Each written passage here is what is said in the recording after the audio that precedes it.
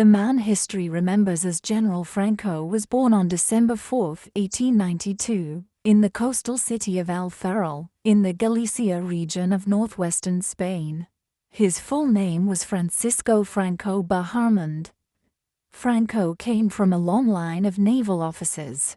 His father, Nicolás Franco, was part of an Andalusian family that had proudly served in the Spanish Navy for 6 generations, dating back to the early 1700s.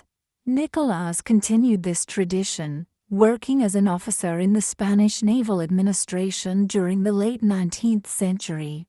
But Franco's relationship with his father was far from ideal.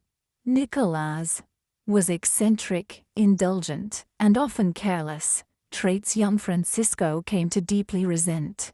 In contrast, his mother, María del Pilar Baharmond de Andrade, was a devout Roman Catholic from a respected Galician upper-middle-class family.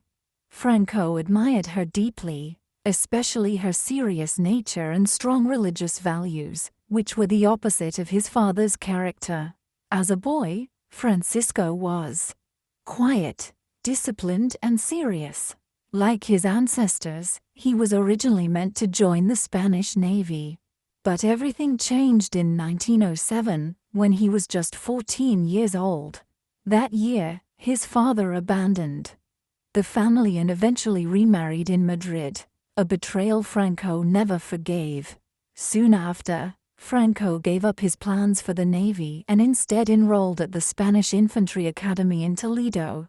This decision was also influenced by the weakening of the Spanish Navy after its humiliating defeat in the Spanish-American War of 1898. Franco graduated in 1910, becoming a second lieutenant at just 17. His academic performance wasn't particularly impressive. He ranked near the bottom of his class, but this was partly because many of his classmates were 2 or 3 years older than him. At that time, Spain was a nation in slow decline, still reeling from the loss of its empire. Once the world's most powerful empire in the 16th century, Spain had become a second-rate power by the 18th century. Plagued by a weak economy, political instability, and the overpowering influence of the Roman Catholic Church. During the 19th century, Spain lost most of its colonies in the Americas due to independence movements. Although a liberal constitution was adopted in 1812, the country remained divided. Between 1833 and 1876, 3 Carlist wars broke out over royal succession and clashes between conservatives and liberal reformers. By the time Franco was born in 1892, Spain had already endured almost a century of political struggle between liberals, who wanted to reduce the power of the monarchy, aristocracy, and church, and conservatives, who aimed to preserve traditional Spanish society. These opposing forces continued to shape Spain, and would ultimately define Franco's political path in the decades to come. When Franco graduated in 1910, the brutal civil conflict of the 1930s was still years away. At that point, Spain's main focus was its colonial interests in North Africa, especially in Morocco, one of the last remaining pieces of its once mighty empire. Spain had held territory in North Africa for centuries, including the strategic city of Ceuta near the Strait of Gibraltar. Its involvement in the region intensified after conflicts like the First Hispano-Moroccan War, 1859 to 1860, and skirmishes with the Rif tribes in 1893 and again in 1909. In 1912, Spain and France signed a treaty dividing Morocco between them. Spain took control of the northern coast and a southern strip, while France claimed the central regions. But taking control on paper was one thing. Enforcing it on the ground was another. Spain now faced fierce resistance from local tribes, and its military would spend the rest of the 1910s trying to suppress uprisings. And it was in 1912, at the young age of 19, Francisco Franco's military career truly took off in Morocco. By 1913, just a year after arriving in North Africa, he was promoted to first lieutenant in an elite cavalry regiment. Known for his professionalism and leadership, Franco earned the respect of his troops, particularly for his concern for their well-being. By 1915, at only 22, he became the youngest captain in the Spanish army. But his rise was momentarily halted in 1916, when a serious gunshot wound in the abdomen forced him to return to Spain. He was just 24 years old. However, Franco's return to Morocco was inevitable. In 1920, the Spanish Foreign Legion was formed, and Franco was appointed second in command. By 1923, he was in charge of the Legion.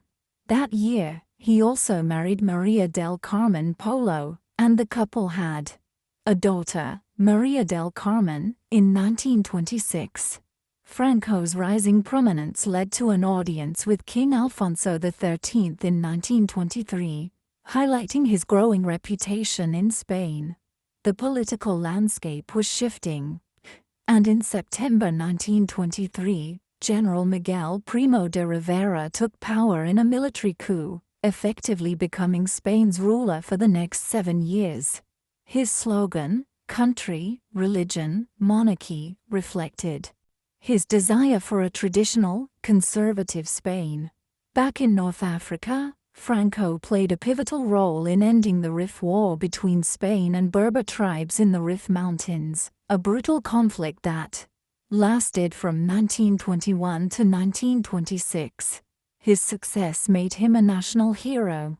On February 3, 1926, Franco was promoted to brigadier general at just 33, becoming one of the youngest generals in Europe.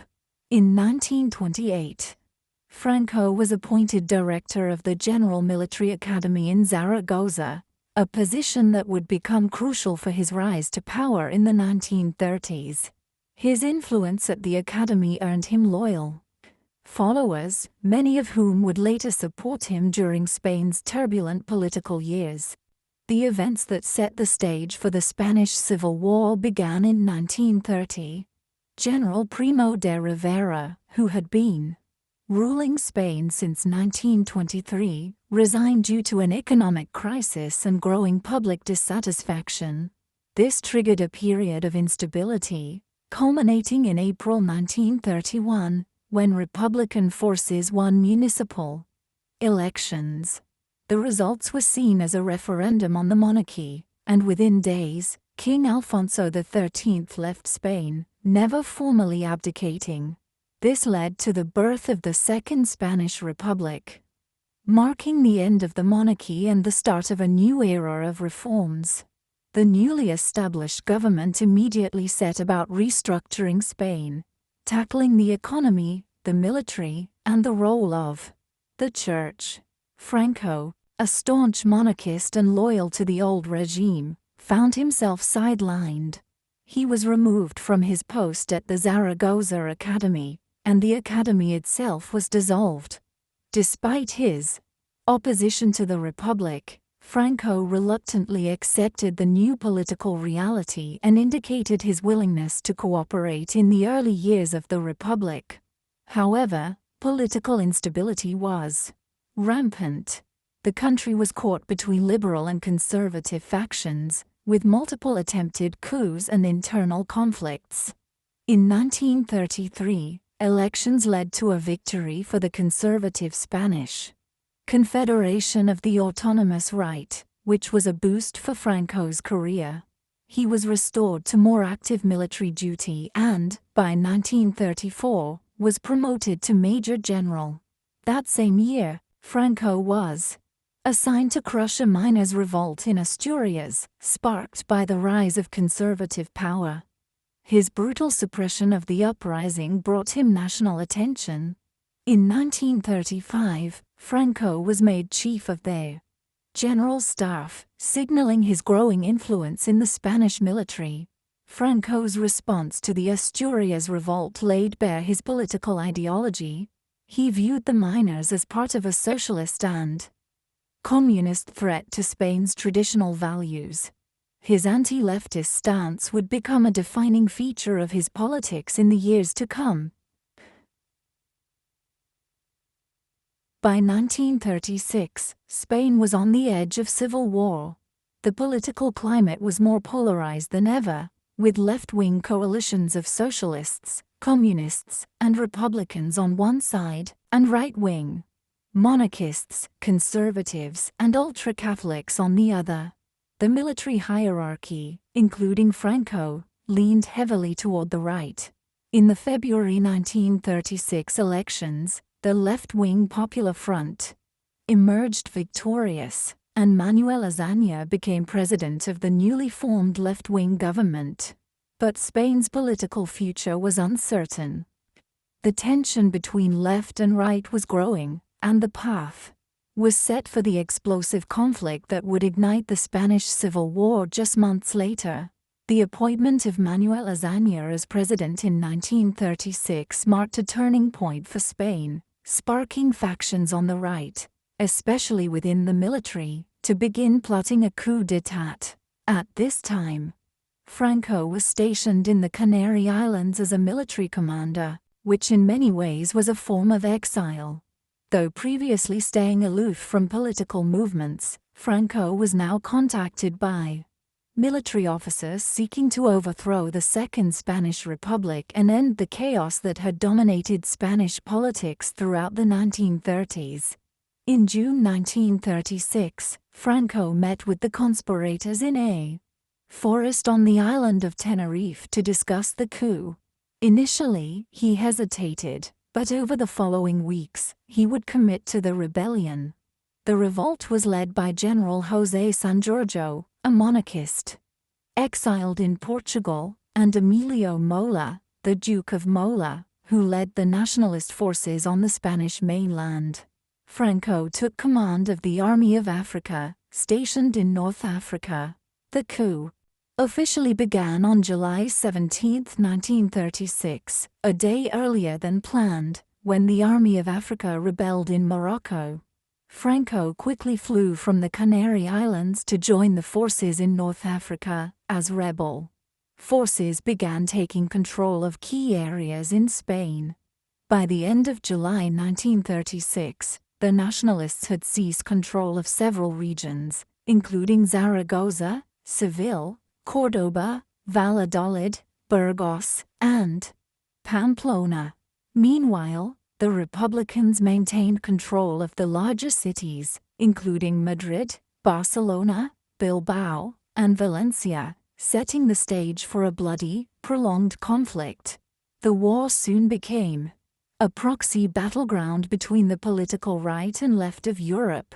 The Republicans received support from Soviet Russia, while the nationalists were backed by Nazi Germany and fascist Italy. Countries like the US, France, and Britain declared neutrality, but volunteer brigades from abroad traveled to fight on both sides.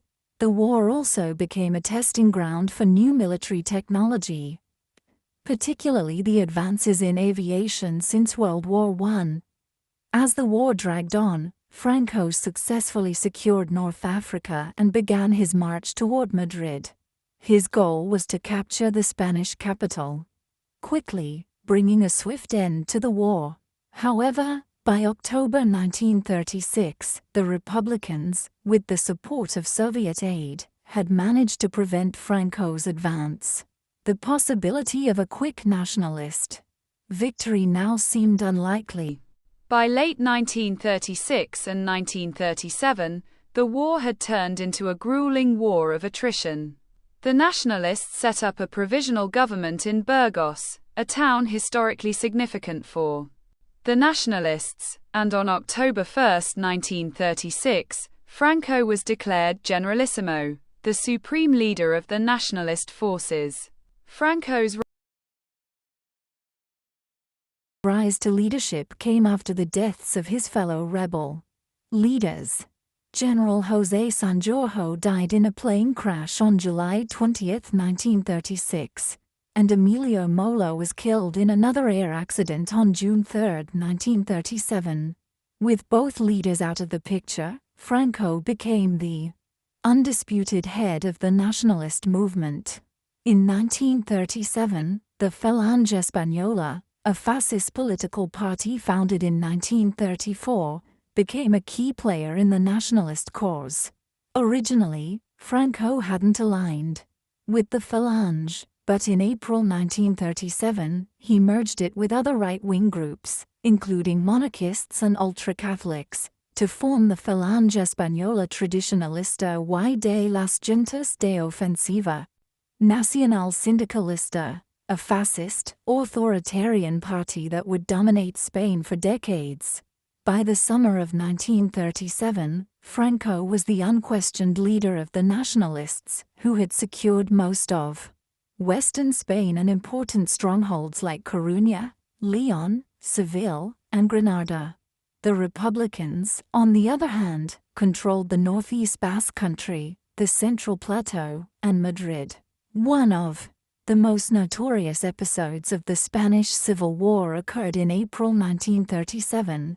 The bombing of Guernica, a small town in the Basque Country, by German bombers from the Condor Legion and Italian forces.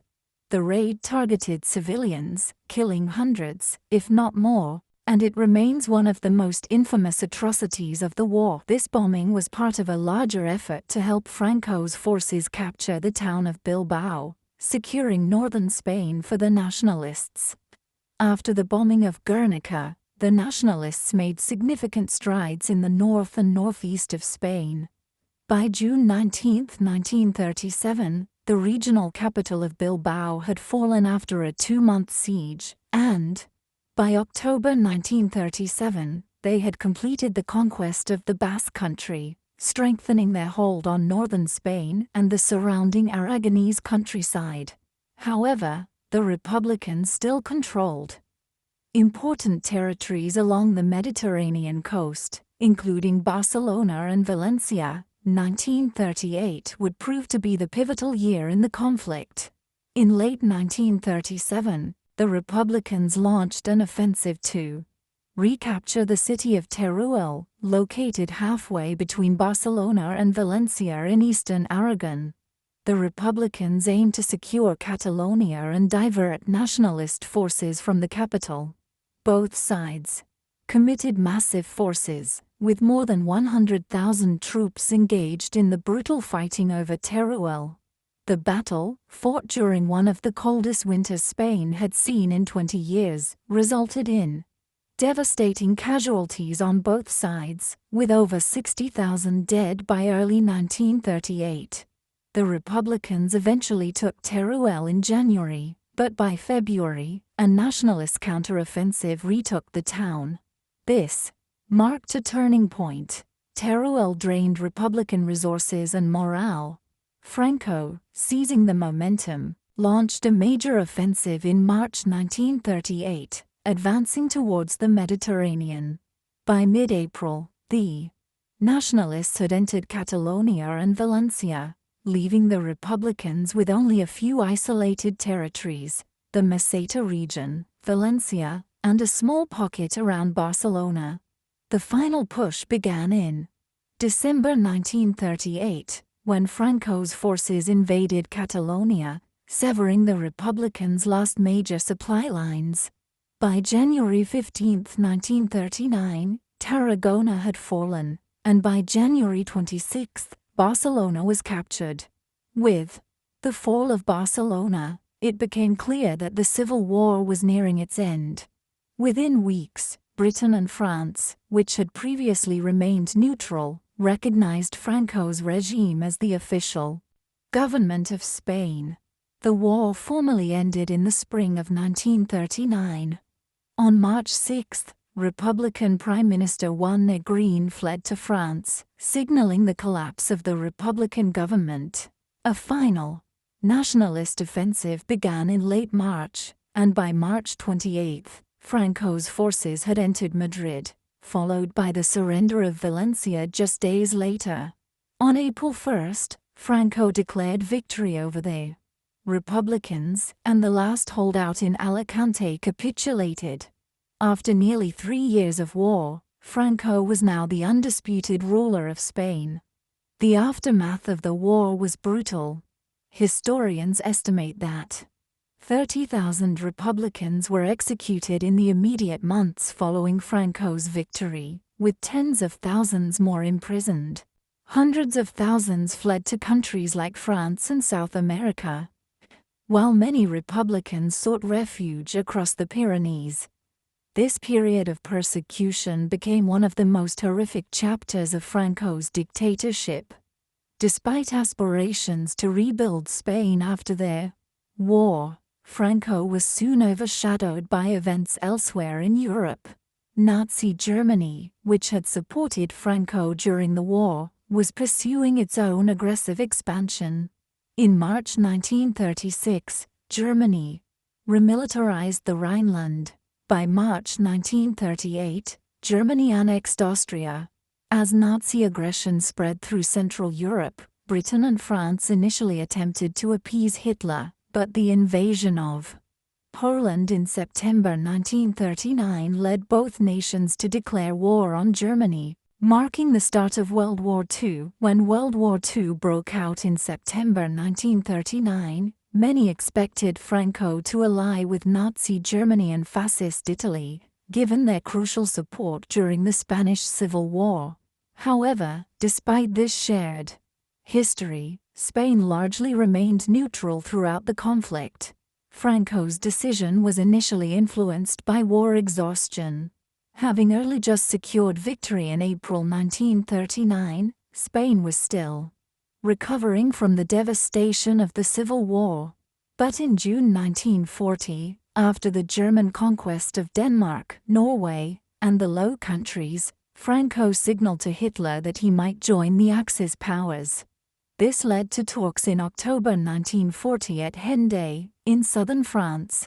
But the negotiations collapsed when Franco demanded excessive supplies and control over Gibraltar and French North Africa.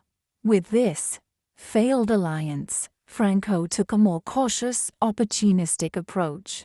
For instance, he allowed Spanish volunteers, the Blue Division, to fight alongside Germany on the Eastern Front against the Soviets but avoided direct involvement against Britain or the United States. Spanish troops were also stationed in the Pyrenees to prevent a possible German invasion of the Iberian Peninsula. By 1942-43, with the German defeat at Stalingrad and the general retreat on the Eastern Front, Franco shifted toward a more neutral stance, increasingly sympathetic toward the Allied powers. Downed Allied airmen were allowed to cross into Spain and return home, which earned Franco some goodwill from Winston Churchill and Franklin D. Roosevelt. However, after the war, Spain's alignment with Nazi Germany led to its exclusion from the United Nations until 1955. After World War II, Franco's Spain entered a period of relative stability.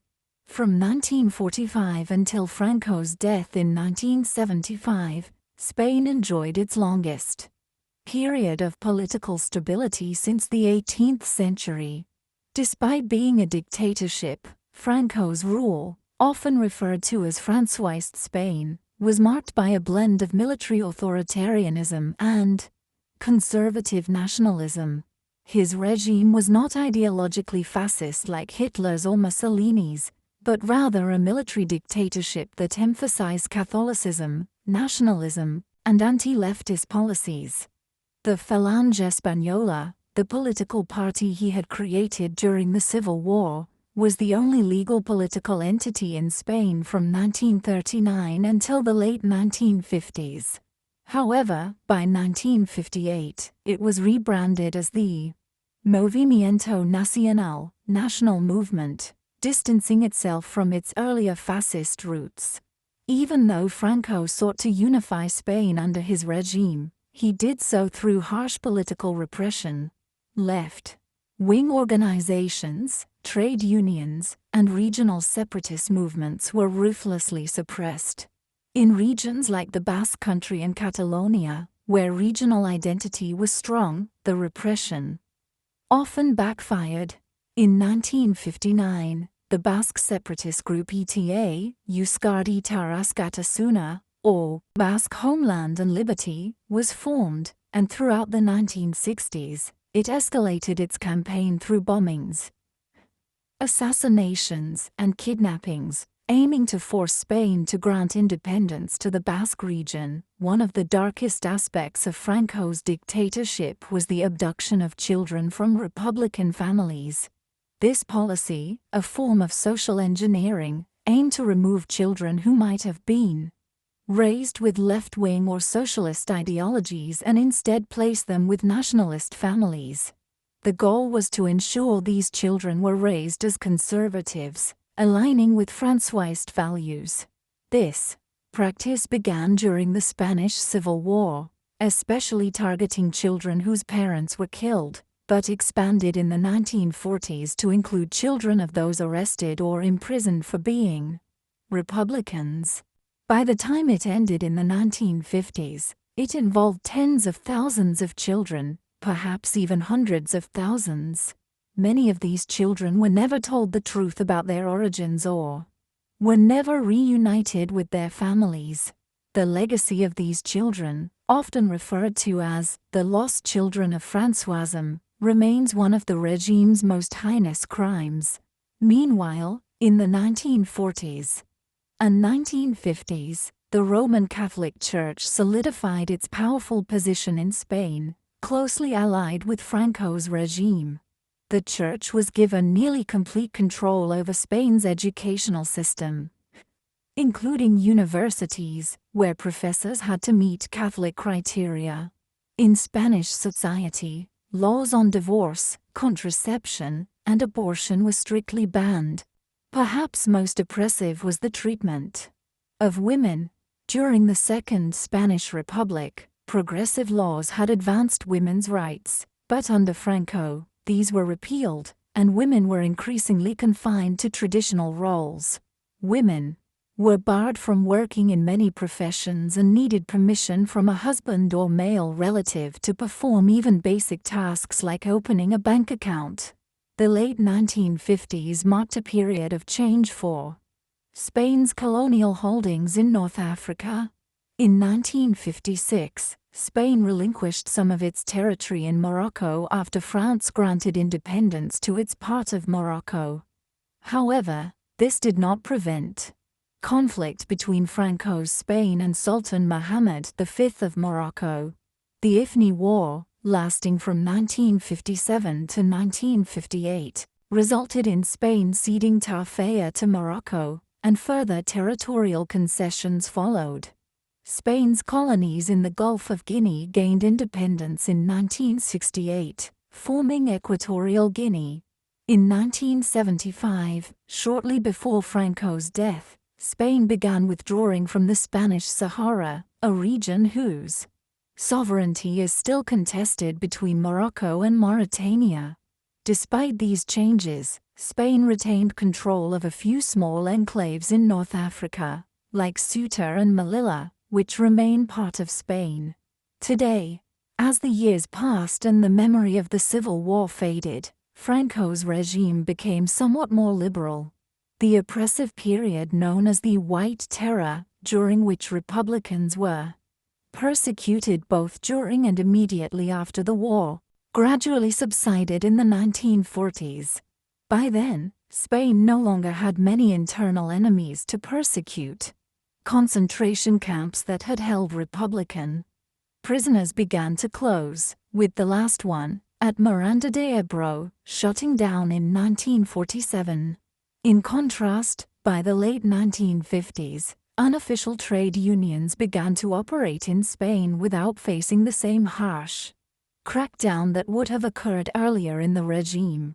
From the late 1950s onward, Spanish society began to experience some degree of liberalization. For example, by the 1960s, restrictions on women's rights began to ease, and censorship of the press and media became less severe in the final years of Franco's rule. However, any direct criticism of the regime remained a crime. These changes must be seen in the context of Spain's growing alignment with the Western capitalist bloc during the Cold War, especially after 1955. As Franco found common ground with the United States and other Western powers, he became less authoritarian domestically and started to allow certain social liberalizations. The ambiguities of Franco's rule are perhaps most evident when examining his economic policy. It's impossible to overlook the success of Spain's economy during his time in power. Since the late 17th century, Spain had suffered from economic stagnation, characterized by a lack of industry and an over-reliance on outdated agricultural methods. The Spanish Civil War further exacerbated this, leaving the country in economic ruin. For much of the 1940s, Spain teetered on the brink of bankruptcy, with only a modest recovery. However, from the late 1950s, the country underwent an economic transformation, leading to what became known as the Spanish Miracle, or El Milagro Español. During this period, Spain had the second fastest growing economy in the world, behind only Japan. This economic boom came about through a combination of factors, including national development plans and the adoption of a free market economy in 1959. Iron and steel factories grew in northern Spain, supplying raw materials for a burgeoning shipbuilding industry along the northern coast. The petrochemical industry expanded, and new companies like SEAT, the Spanish automobile manufacturer, emerged. In 1946, Spain had just over 70,000 private cars. By 1966, that number had risen to over 1 million, with SEAT producing more than 750,000 cars during the Spanish Miracle. By the end of Franco's rule, Spain had risen from one of the most economically backward countries in Western Europe to become the 9th largest economy in the world. Although the global recession of the 1970s slowed growth, the Spanish Miracle transformed Spain's economy, bringing it out of centuries of stagnation and into the modern era. This, combined with the post-Franco tourism boom, laid the foundation for the economy of modern Spain. However, Franco did not appear focused on ensuring the continuation of his dictatorship after his death. This may have been partly due to his lack of a male heir. His marriage to Carmen Polo produced only one child, Maria del Carmen, born in 1926. Had Franco had a son, he might have made provisions for a dynastic succession. Yet, from as early as 1947, Franco began taking steps to restore the Spanish monarchy. An official referendum that year declared Spain a monarchy, but no new king was crowned. Instead, Franco's position as regent for life was solidified. As Franco's health began to deteriorate in the late 1960s, he took more concrete steps to ensure the future of his regime. In 1969, he named Juan Carlos of the Bourbon family as his successor, designating him as Prince of Spain. 2 years prior, measures were taken to allow freer elections to the Spanish legislature.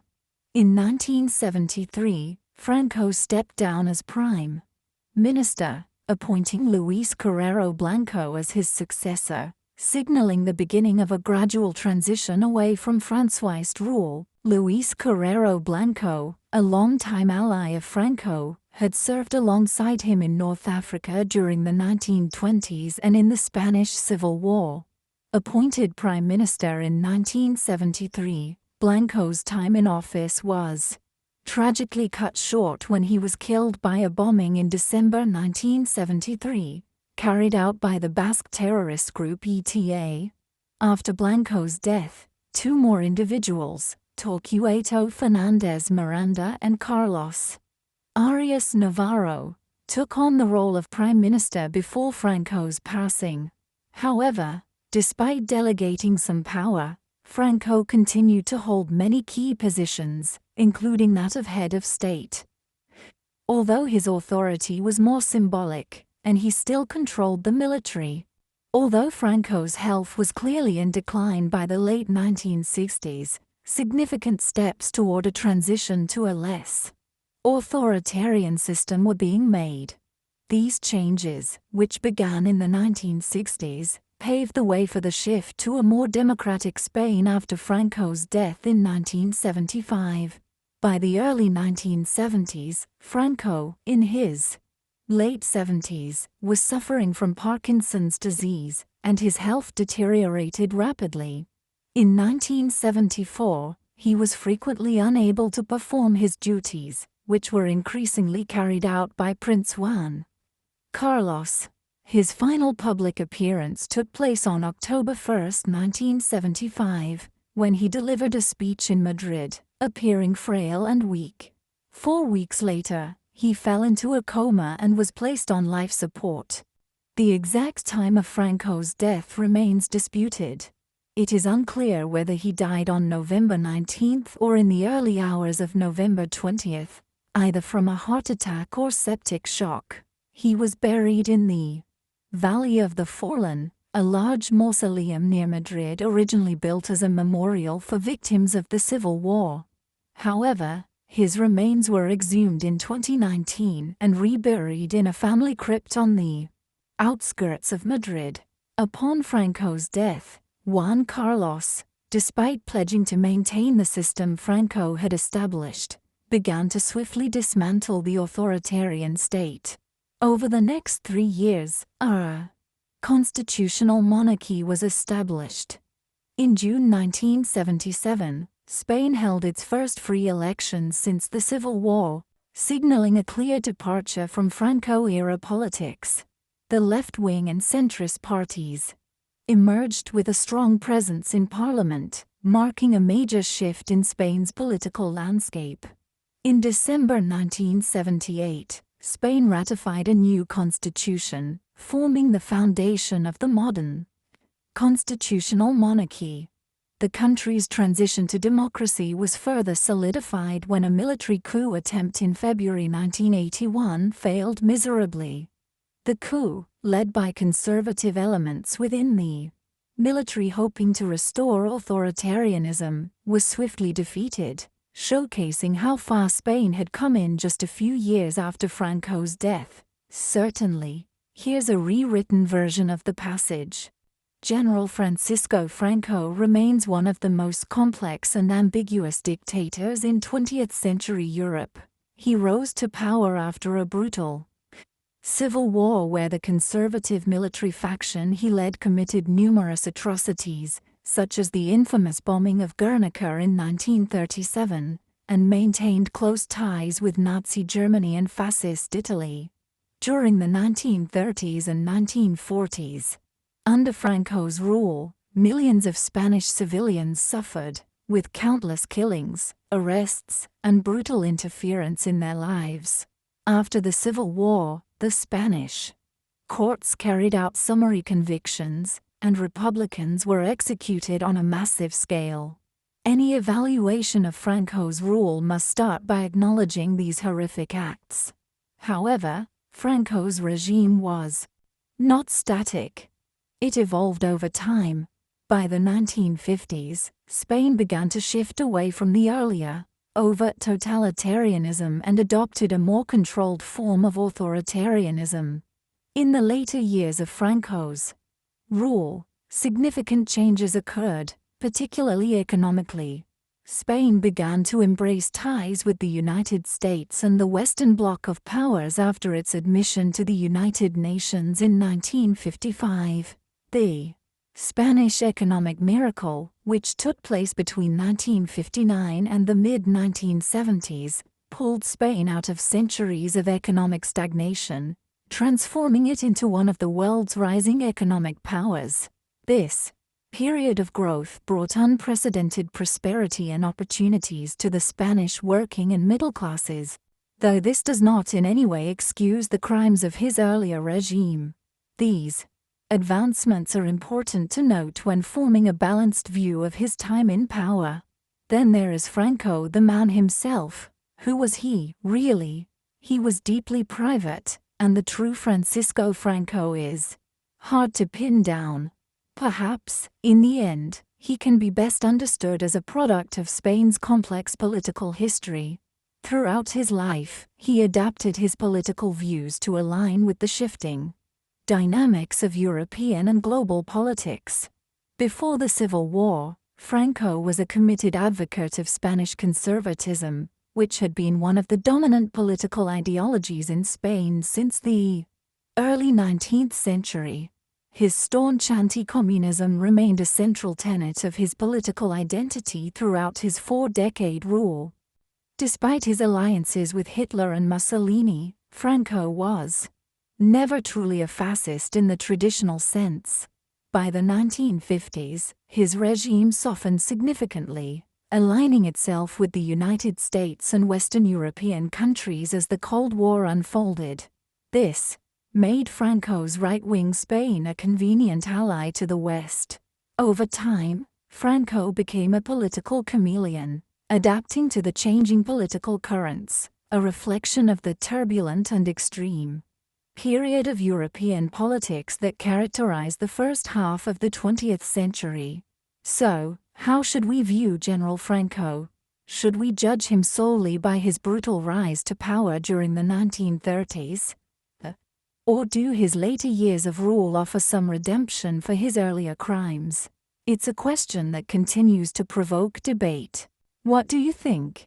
Share your thoughts in the comments section below, and thanks for watching.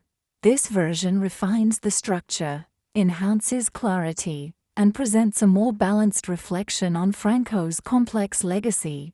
Let me know if you'd like further tweaks.